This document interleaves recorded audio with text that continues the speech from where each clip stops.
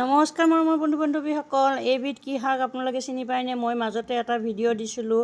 এইটো পননুৱা বুলি কয়। আমাৰ বাৰীতে পননুৱা শাকৰ গছ ইমান হৈছে নহয়। আজি বাৰী চাফা কৰোঁতে ইমানখিনি পননুৱা শাক ছিঙিছোঁ আৰু বহুতখিনি আছে বৰ্তমান।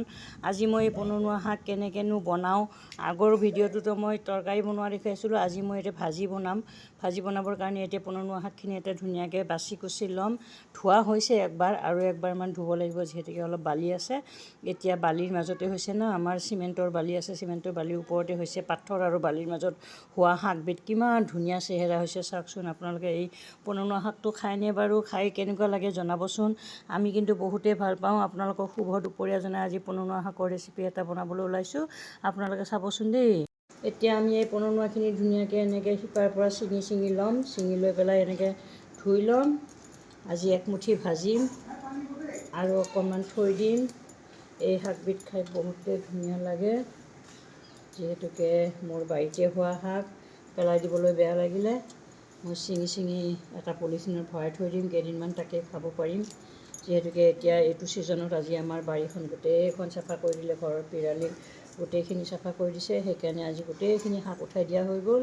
এতিয়া খাবলৈ আৰু নাই। অহা বছৰলৈকে যদি হয় খাব পাম, আৰু যদি নহয় খাব নাপাম। এই পননুৱা শাকটো আপোনালোকে খাবচোন দেই, পালে বহুত টেষ্টি হয় খাবলৈ।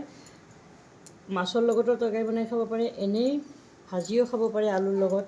আজি মই এতিয়া ভাজিহে বনাম, কিন্তু মাছৰ লগত ৰেচিপি নবনাওঁ। সেইদিনাখন মই মাছৰ লগত বনোৱা ৰেচিপি এটা আগবঢ়াইছিলোঁ আপোনালোকৰ ওচৰলৈ।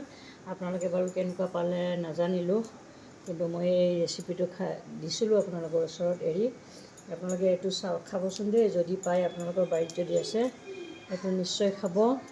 পননুৱা শাকৰ টেষ্টিটো বেলেগেই হয়, যিহেতুকে অন্য শাকটো চবেই খায়েই।